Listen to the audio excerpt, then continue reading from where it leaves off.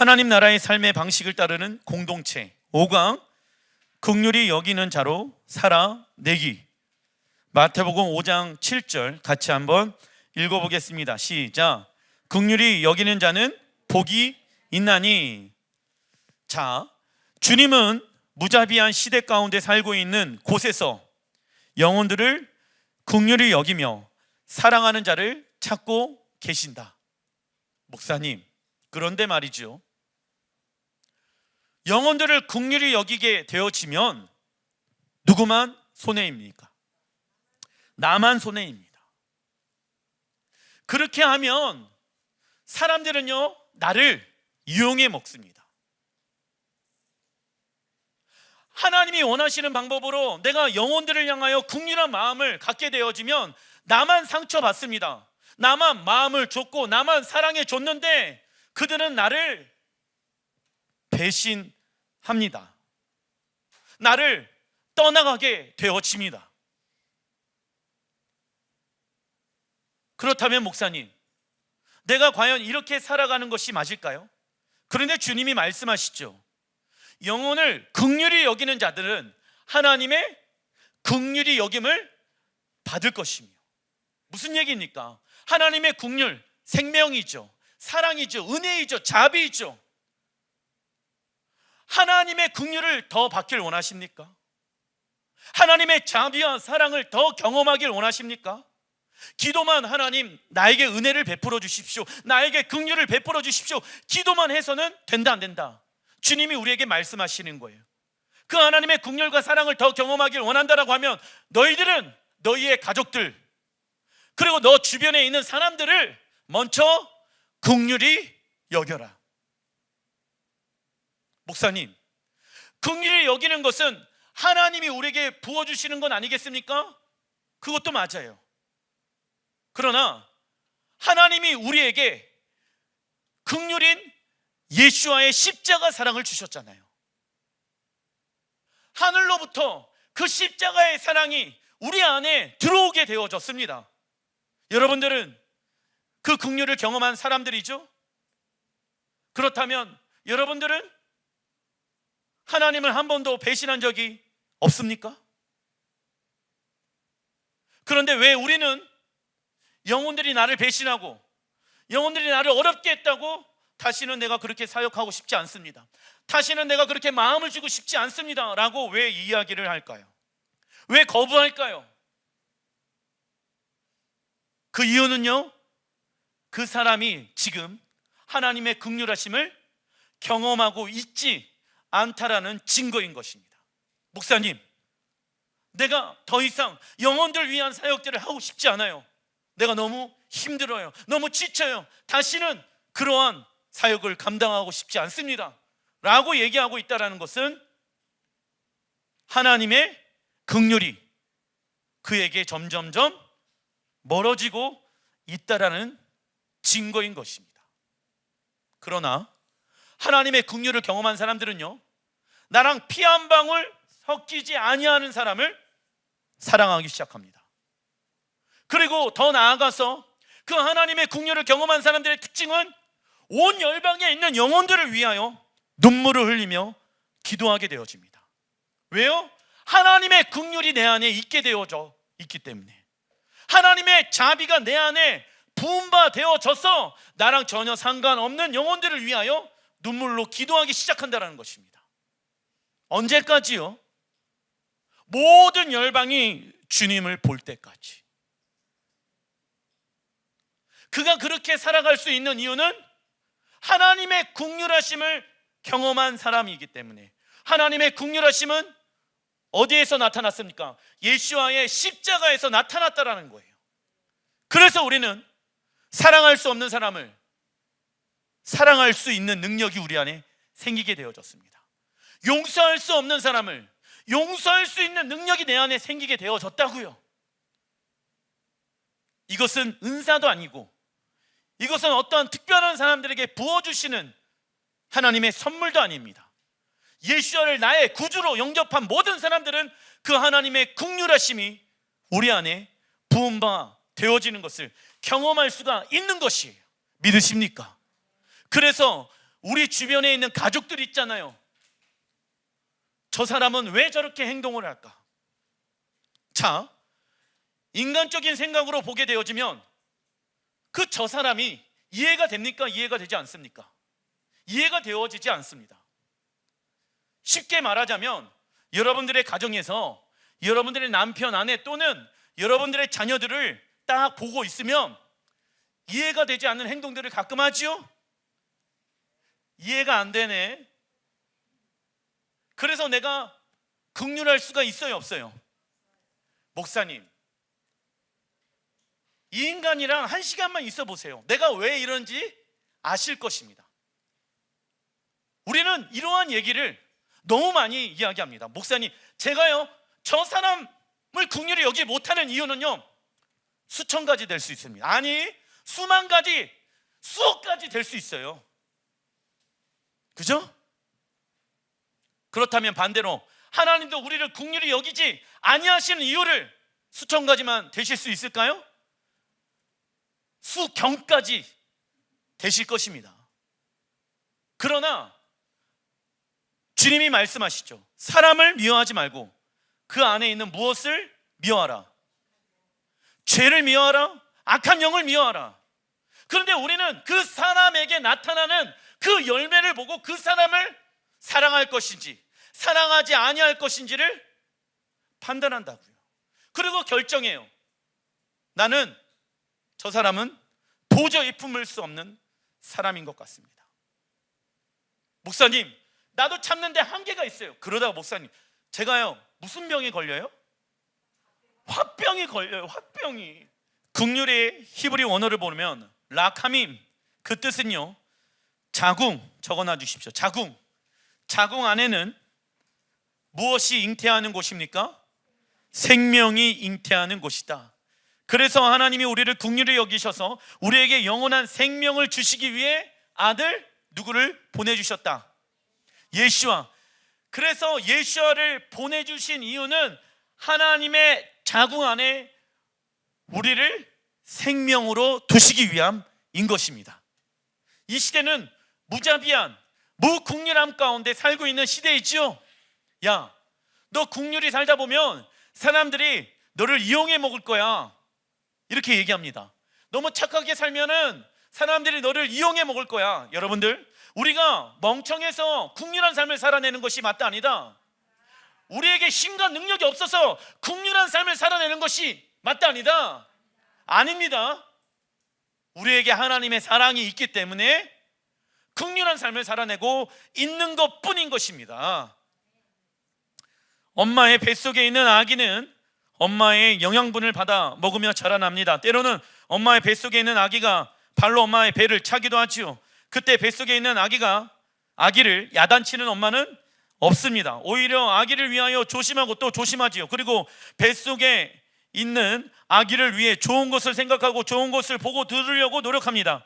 이것이 가능한 이유는 아기를 향한 엄마의 사랑이기 때문이지요. 이 엄마는 아기를 위해 평생 희생하며 헌신합니다. 어떠한 대가도 바라지 않지요. 그냥 건강하게 자라나기 바랄 뿐인 것입니다. 이처럼 하나님은 우리를 향한 긍휼의 마음을 품으시고 우리에게 영원한 생명을 주시기 위해 예수와의 십자가 사랑을 준비하셨습니다. 그래서 긍휼은요 2가지가 나타나야 하는데 적어놔 주십시오. 영혼을 향한 마음. 첫 번째, 영혼들을 향한 마음이 있어야 한다. 두 번째, 마음만 있으면 된다 안 된다? 어머 불쌍해라, 어머 가여워라, 말은 누구나 다 할 수 있다. 적어놔 주십시오. 두 번째, 구체적인 행동. 하나님도 말로만 우리를 사랑하신 것이 아니라, 마음으로만 우리를 사랑하신 것이 아니라 구체적인 행동. 아들 예수를 십자가에 죽이셨다고요. 왜? 우리를 긍휼히 여기셔서. 여러분들이 자녀들을 사랑하십니까? 여러분들이 남편과 아내를 사랑하십니까? 여러분들이 부모님을 사랑하고 계십니까? 여러분들 주변에 있는 이웃을 사랑하고 계십니까? 말로만 네 그렇습니다 라고 얘기하는 사람들은 너무 많이 있습니다. 그러나 구체적인 사랑의 표현을 하는 사람들은 너무나도 적다. 목사님, 말해야만 합니까? 말부터 시작하십시오. 적극적인 행동으로 표현하셔야 합니다. 내 옷이 아닌 것 같지만 성경에는 사도 바울이 긍휼의 옷을 입어라라고 말씀하고 계십니다. 믿으십니까? 입고 벗는 것은 누구의 선택입니까? 우리의 선택인 것이죠. 내가 분노의 옷을 입을 것인가, 긍휼함의 옷을 입을 것인가는 우리의 믿음의 선택에 달려 있는 것입니다. 그래서 긍휼이란 영혼을 향한 하나님의 마음, 적어놔 주십시오. 긍휼이란 영혼을 향한 하나님의 마음을 의미합니다. 마태복음 9장 36절, 무리를 보시고 불쌍히 여기시니 이는 그들이 목자 없는 양과 같이 고생하며 기진함이라. 양이 제일 고생할 때가 언제일까요? 목자가 없을 때. 목자 대신 예수아가 우리의 삶 가운데 계시지 않을 때 우리는 가장 많이 무엇합니까? 고생합니다. 돈이 없어서 고생하는 것이 아니라, 자녀들의 문제를 일으켜서 고생하는 것이 아니라, 목자 대신 예수아께서 계시지 않는다라고 하면 우리는 고생할 수밖에 없다. 긍휼의 헬라 원어를 보니까 스플랑크나인데 그 뜻은요, 사람 몸 안에 있는 내장을 뜻합니다. 목자 없는 양은 외롭고 힘들고 공허하며 위험한 삶을 살 수밖에 없다. 그래서 예수와는 목자 없는 양과 같이 고생하며 기진하는 사람들을 보면서 내장이 뒤틀리는 것과 같은 아픔과 고통을 느끼신다라는 것이죠. 누구를 바라보면서? 목자 없는 양을 바라보시면서 하나님이, 예수아가 내장이 뒤틀리시면서 우리를 안타까워하고 계신다. 자, 그렇다면 우리의 가정 안에 하나님을 믿지 아니하는 자들을 향하여 우리는 예수님처럼 이러한 마음을 소유해야 합니다. 어떠한 사람은 이렇게 고백합니다. 언젠간 하나님의 뜻에, 하나님이 원하시는 때에 그들의 구원이 일어나는 건 아니겠습니까? 그러면서 내장이 뒤틀리는 마음을 느끼지 아니하고 그냥 막연하게 언젠간 하나님이 구원하시겠지, 이런 생각만 가지고 살아가는 자들이 있습니다. 그러나 주님은 영혼들을 바라보면서 하나님을, 목자 대신 예수아가 계시지 아니하는 자들을 바라보면서 내장이 뒤틀리는 심령과 마음을 너희들은 가져야 한다라고 말씀하고 계시는 것이지요. 그러나 당시 이스라엘 백성들은 예수아의 긍휼을 받을 만한 자격이 있는 사람이 아니었다. 자기가 주인된 삶을 살아왔고 남들을 시기하고 미워하였으며 하나님보다 세상을 더 사랑한 사람들이었습니다. 그러나 예수아는 그러한 자들을 긍휼히 여기셔서 십자가에 대신 죽으셨습니다. 에베소서 2장 2절, 그때 너희는 그 가운데 행하여 이 세상 풍조를 따르고 공중 권세에 잡은 자를 따랐으니, 그러니까 우리가 원하든 원하지 아니하든 우리가 세상 풍조를 따르고 세상의 어떠한 흐름과 영향을 받고 공중 권세 잡은 자 누구입니까? 사단, 마귀를 따라가게끔 되어져 있대요.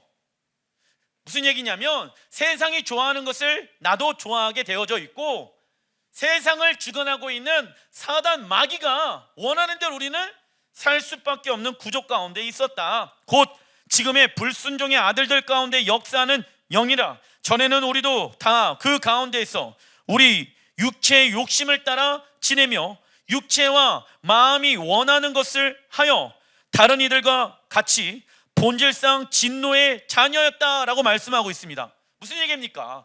우리가 본질상 진노의 자녀, 우리가 본질상 사단이 가지고 있는 진노, 분노, 화가 있는 사람이라고. 사단은 화가 많겠죠? 분노가 많겠죠? 폭력이 많겠죠? 우리는 원래 그러한 사람이었다. 그런데 하나님은 우리를 예수와의 십자가를 통하여 긍휼한 자로 바꾸어 주셨다. 4절, 긍휼이 풍성하신 하나님이 우리를 사랑하신 그 큰 사랑으로 인하여 허물로 죽은 우리를 그리스도와 함께 살리셨고 또 함께 일으키사 그리스도 예수 안에서 함께 하늘에 앉히시니 우리가 죄를 회개하기 전에는 우리는 어떠한 자였습니까? 우매한 자였으며 배악하는 자였으며 무정하며 무자비한 자였다. 이러한 마음은 누구로부터 시작된 마음입니까? 사단으로부터 시작된 마음입니다. 교회를 다니는데 무자비하고 무정한 사람들이 있어요. 냉철한 사람들이 있어요. 차가워요. 그런 마음들은 옛사람에 의해서 살아가고 있는 자인 거예요. 목사님, 저는 평생 그렇게 살아왔는데요, 그런 나는 십자가에 죽었습니다. 믿으십니까? 믿는다라고 하면 나타나야 하는 거예요. 무엇을? 하나님의 말씀에 순종하는 모습으로 나타나야 하는 것입니다. 그것이 어색하고 그것이 힘들더라도 우리는 영혼들을 향하여 긍휼한 마음과 자비한 마음과 사랑의 말과 행동과 언어들이 나와야 한다고요. 목사님, 나는 부모에게 그러한 사랑과 은혜를 받아본 적이 없습니다. 어떻게 구체적으로 표현하는지도 몰라요. 그렇다면 사랑한다라고 말부터 해보십시오. 그게 어려웁니까? 어렵지 않습니까? 어려운 사람은 아직 내 자아가 깨어지지 않은 사람인 거예요. 십자가의 능력이 그 사람에게 있습니까? 없습니까? 없는 거예요. 힘들더라도 그러한 표현들을 우리는 해야 하는 것이죠. 왜요?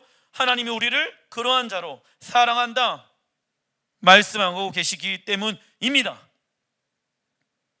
우리가 예수를 믿고 구원이 시작되어졌을 때 우리는 예수와 함께 살아났고 일으킴을 받았고 예수와 함께 하늘 보좌에 앉게 되어졌습니다. 이는 긍휼이 풍성하신 하나님의 크신 사랑으로 가능한 것입니다. 그래서 우리가 다른 영혼들을 긍휼히 여기기 위해서는 먼저 무엇을 해야 할까요? 십자가에서 새롭게 태어나야 합니다. 날마다 십자가 앞에 나아가 하나님의 긍휼하심을 경험한 이들은 섬기고 있는 영혼들을 위하여 기도하고 베풀고 섬기는 시간이 오래되어도 지치지 아니하고 포기하지 않습니다. 그 이유는 나 같은 죄인을 구원하시고 나를 포기하지 않으시는 하나님의 긍휼을 경험하고 있기 때문입니다. 그러나 우리가 날마다 십자가 앞에 나아가지 않는다면 영혼을 향한 하나님의 마음이 점점점 사라지게 되어집니다. 그리고 남을 위해 살아가는 것이 힘들기 때문에 이제부터 누구를 위해 살아간다? 자신을 위하여 살아가기 시작한다. 목사님, 내 안에는요 그 영혼을 사랑할 힘이 없어요.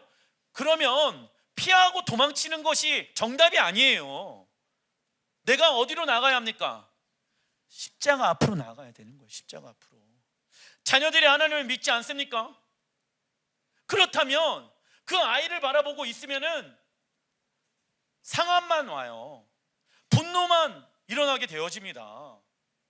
그 상함과 분노 가운데 있다 보면 계속 서로를 상처 주게 되어진다. 하나님은 그렇게 하지 말라고 말씀하시죠. 너가 먼저 그 마음을 가지고 십자가 앞에 나아가라. 그 마음을 제거하라. 히브리 원어로 수루. 제거하는 것은 누가 해야 할 목입니까? 내가 해야 할 목인 거예요. 하나님이 행하시는 목이 아니라 굳은 마음을 제거하는 것은 누가 해야 하는 목입니까? 내가 해야 하는 목이라고. 요한일서 4장 20절, 누가 하나님을 사랑한다고 하면서 자기 형제 자매를 미워하면 그는 무슨 쟁이? 거짓말쟁이입니다. 보이는 자기 형제 자매를 사랑하지 않는 사람이 보이지 않는 하나님을 사랑할 수 있다 없다? 그렇다면 여러분들에게 하나님이 정말 내가 감당할 수 없는 어떠한 영혼을 붙여주셨어요? 그러면 하나님 앞에 내가 당신을 사랑하고 있습니다 증명할 수 있는 시간이에요. 거짓말쟁이가 아니라. 그래서 예수님께서 베드로에게 뭐라고 말씀하시냐? 진정 너가 나를 사랑하느냐? 3번 물어보시죠. 주님께서 아십니다. 그리하면 내 양을 먹여라. 내가 너를 사랑한 것처럼, 내가 너를 먹인 것처럼, 내가 너를 위해 헌신한 것처럼, 내가 너를 위해 십자가를 죽은 것처럼 너도 그 양을 위하여 시간과 재정과 마음과 생각과 물질을 사용해라. 그것이 나를 사랑하고 있다라는 증거인 것입니다. 여러분들 말로만 하나님을 사랑한다라고 고백하지 마십시오. 하나님은 천지를 만드신 하나님이시며 우리의 마음의 중심을 알고 계시는 분이십니다. 속지 마시라는 거예요. 하나님을 속이려고 하는 것이 아니라 우리 스스로 그 말에 속게 되어진다고요. 그래서 미혹의 영이라는 건 존재한다는 거예요. 내가 하나님을 사랑하고 있지 않으면서도 내가 교회를 다니고 있기 때문에 하나님을 사랑하고 착각하고 있는 사람들이 있다는 거예요. 요한일서 4장 20절의 말씀을 우리가 읽었지요. 우리가 이웃을 사랑하기 위해서는 첫 번째 무엇을 해야 할까요? 내 자신을 사랑해야 합니다. 내 자신을 사랑해야 합니다. 그러나 그리스도인은 세상의 방법으로 자기를 사랑하면 된다, 안 된다? 안 된다. 성경에서 말씀하시는 참된 자기 사랑이란 시작, 그리스도 전에 있는 자기의 모습을 부인하고 그리스도 안에 있는 자신의 모습을 긍정하는 것입니다. 목사님, 나는 너무 불쌍한 것 같아요. 지질이 복도 없이, 남편 복도 없고 아내 복도 없는데도 누구 복도 없어? 자식 복도 없는 것 같아요. 그럼 나는 십자가에 죽었다. 그리스도 안에서 나는 다시 태어났습니다. 나는 보배롭고 존귀한 자녀입니다. 자식 복이 없어도, 남편과 아내의 복이 없어도, 부모의 복이 없어도 하나님은 나의 복의 근원이십니다.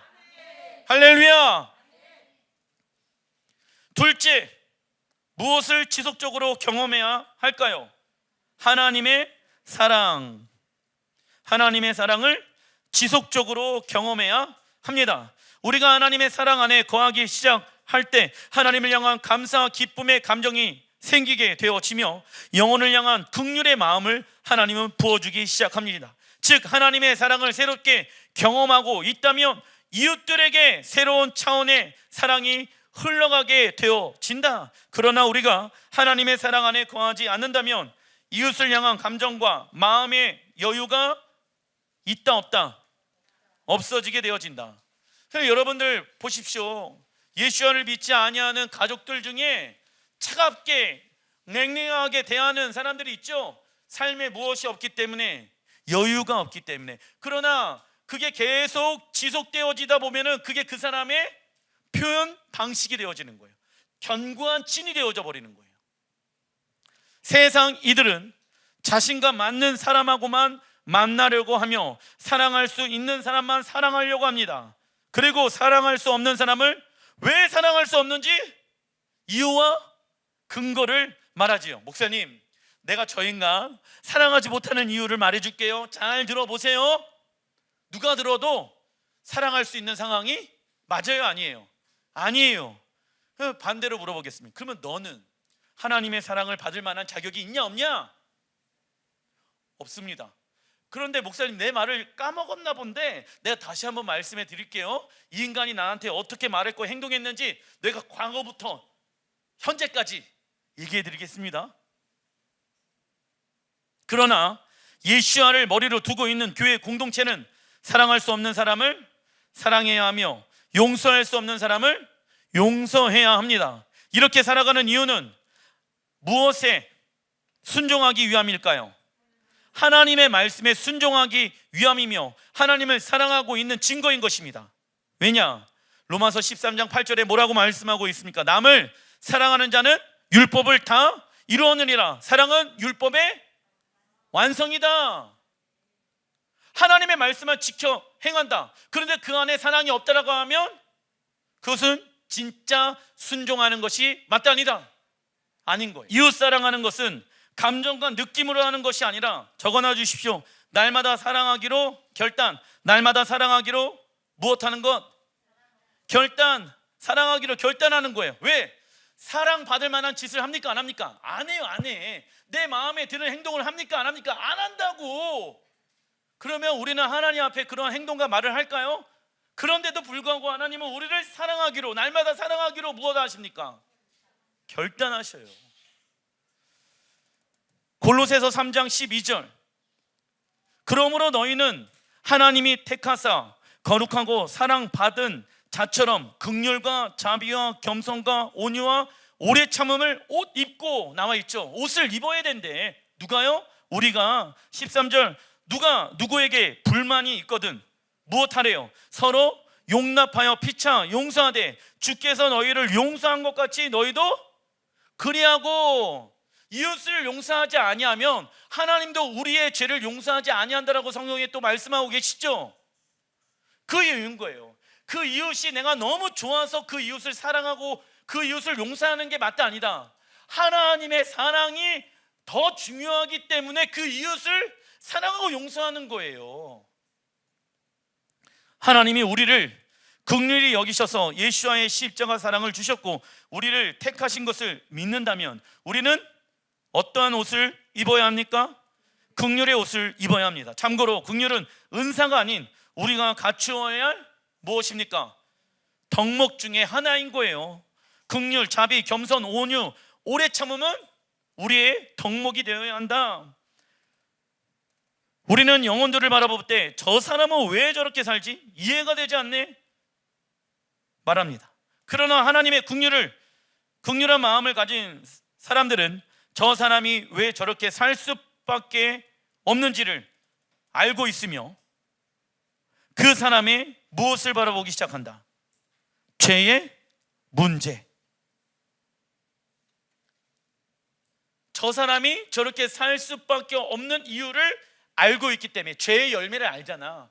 아, 저 사람이 하나님의 사랑, 예수와의 십자가의 은혜가 없기 때문에 저러한 삶의 결과가 나타나게 되어진 거야. 이제 알아요, 몰라요? 알아요. 왜? 나도 그랬거든. 내가 예수 없이 살아가게 되어졌을 때 수많은 내 안에 육의 열매가 나타나서 나를 괴롭히고 이웃들을 괴롭혔잖아요. 그죠? 그래서 그 사람의 죄의 모습을 보면서 우리가 시험에 드는 것이 아니라 그 사람 내면 안에 있는 죄의 문제를 바라보면서 그 영혼들을 긍휼히 여기기 시작합니다. 그리고 그 사람을 미워하지 않고 그 사람을 조종하고 있는 죄의 열매를 미워하고 영적 전쟁하기 시작한다. 무슨 정신? 반대 정신. 화날 이유가 차고 넘쳐도 쉽게 요동하지 않습니다. 그리고 예수와의 십자가를 통과하여 누구를 바라보기 시작합니까?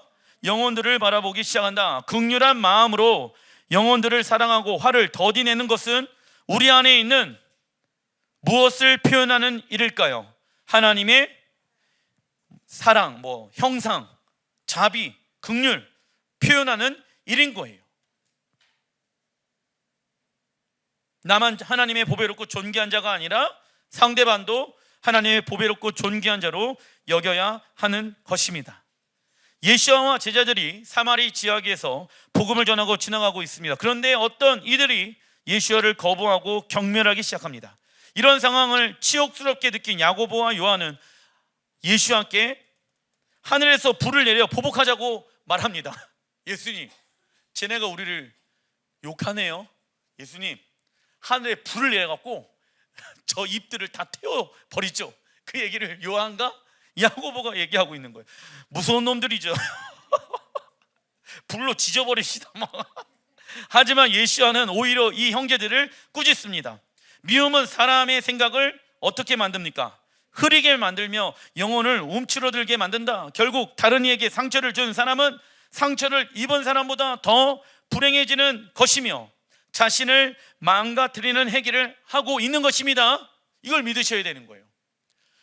내가 상처를 받았어요.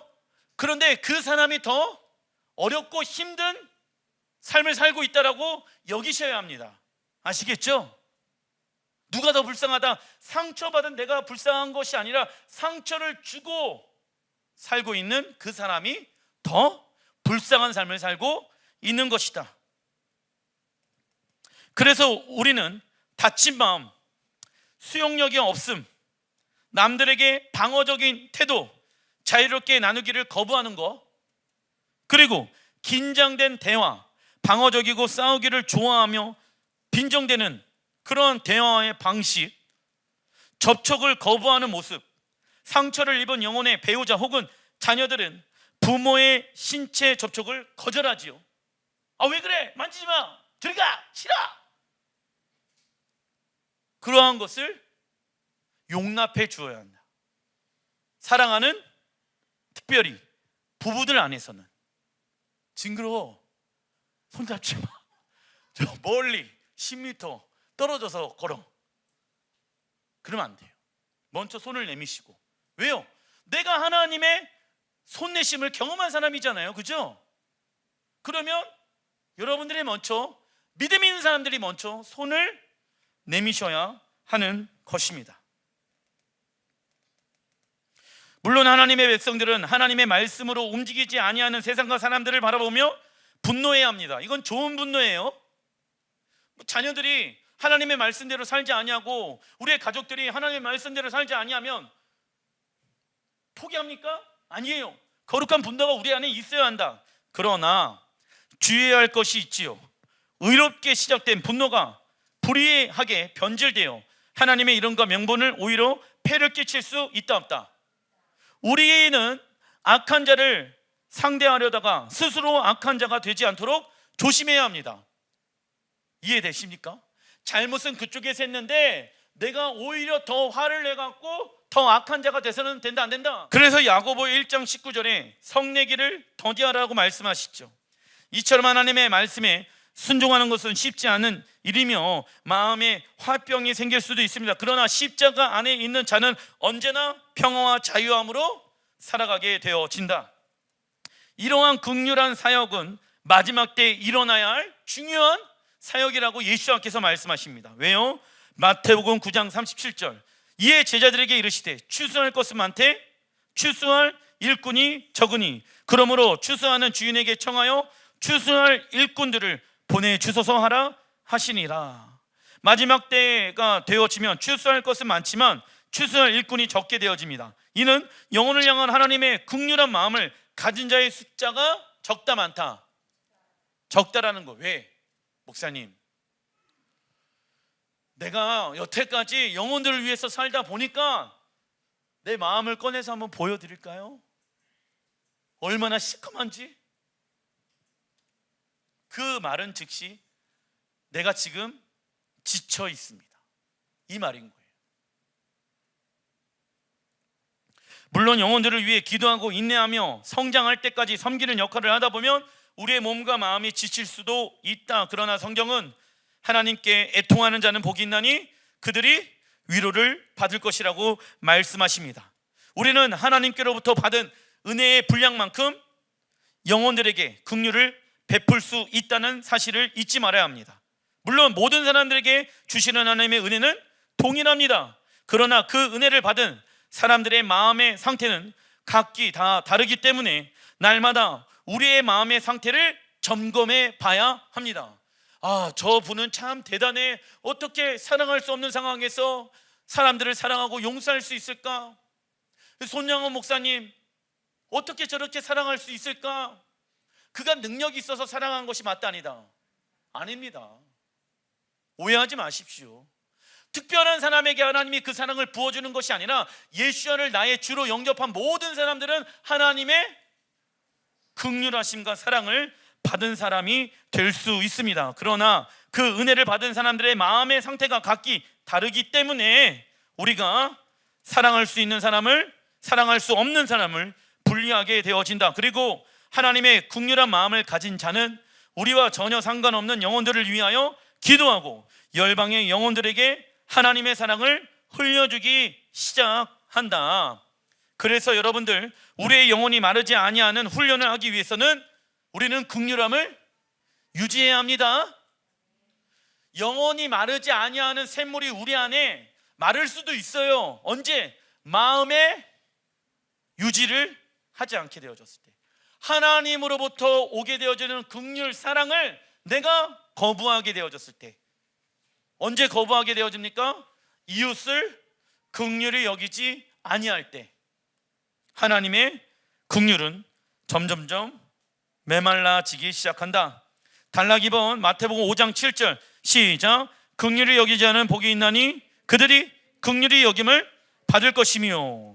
영혼들을 위해 사용하다가 지치거나 배신을 당한 이들이 가끔 이러한 말을 합니다. 우리가 아무리 긍휼을 베풀어 봐야 우리에게 이득되어지는 것이 있다 없다? 없다라고 말합니다. 그러나 예수와는 우리가 영혼들을 향해 긍휼을 베풀어서 정당하게 대우받기를 원하는 마음을 내려놓으라. 그리고 하나님께로부터 긍휼히 여김을 받으라고 말씀하고 계시죠. 무슨 얘기냐면 우리가 사람들을 위하여 긍휼히 여기고 시간과 물질을 내어드리잖아요. 감정을 쏟잖아요. 그런데 야, 이 정도면 변해야 되는 거 아니야? 그런 마음을 가지면 된다 안 된다? 야, 내가 너를 위하여 나의 아들 예수야를 십자가에 주면서까지 너를 사랑했는데 너 조금 변화되야 되는 거 아니야? 하나님이 그것을 우리에게 요구하신다라고 하면 돼요 안 돼요? 그 하나님은 안 되고 우리는 돼요?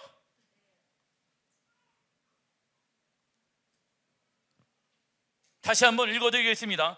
예수야는 우리가 영혼들을 향해 긍휼을 베풀어서 정당하게 대우받기를 원하는 마음을 무엇하고? 내려놓고 하나님께로부터 긍휼의 여김을 받으라고 말씀하십니다. 동일해요. 자녀들에게 보상받고 싶어 할 때가 언제입니까?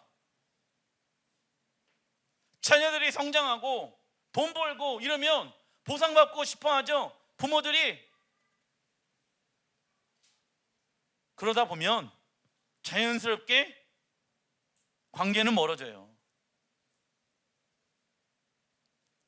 사람에게 보상받으려고 하지 마십시오. 하나님께로부터 보상받으려고 하십시오.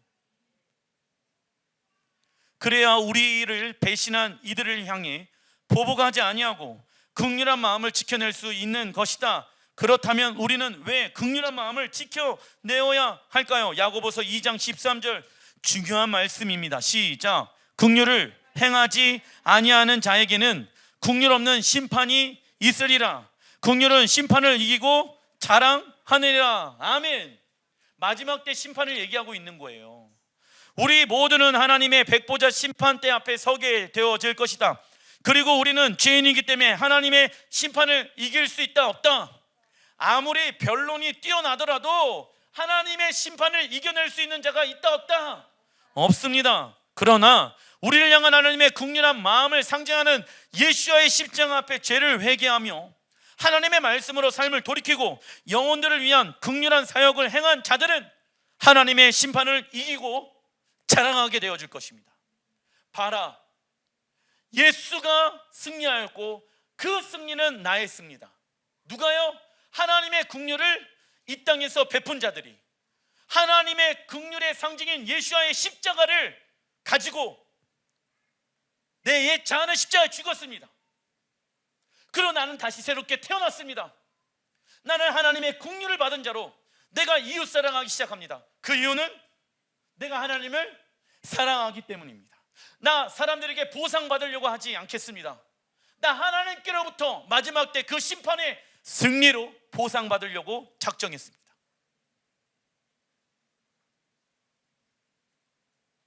하나님이 주시는 보상을 받으십시오. 억울하겠죠. 손해도 보겠죠. 하지만 그 위로와 보상을 하나님께로 받는 자가 우리는 되어야 하는 것입니다. 긍휼을 행하는 사역과 구원을 이루어가는 것은 서로 연결되어져 있는 거예요. 왜? 마지막 심판 때에 우리가 긍휼한 사역을 하지 않게 되어지면 우리의 구원은 완성되어질 수 있다 없다? 없는 거예요. 하나님이 말씀하신 거예요. 우리의 삶의 모습을 보면서 네가 구원받을 사람인지 아닌지 우리의 삶에 이웃들을 향한 긍휼한 사역을 행했는지 행하지 아니하였는지를 보고 판단하신대. 그러면 여러분들 긍휼을 행하는 것과 구원은 서로 연결되어져 있는 것이겠죠. 선택할 상황이 아니라 필수인 것이죠. 호세아 1장 6절 고멜이 또 임신하여 딸을 낳음에 여호와께서 호세아에게 이르시되 그의 이름을 루아마라 하라.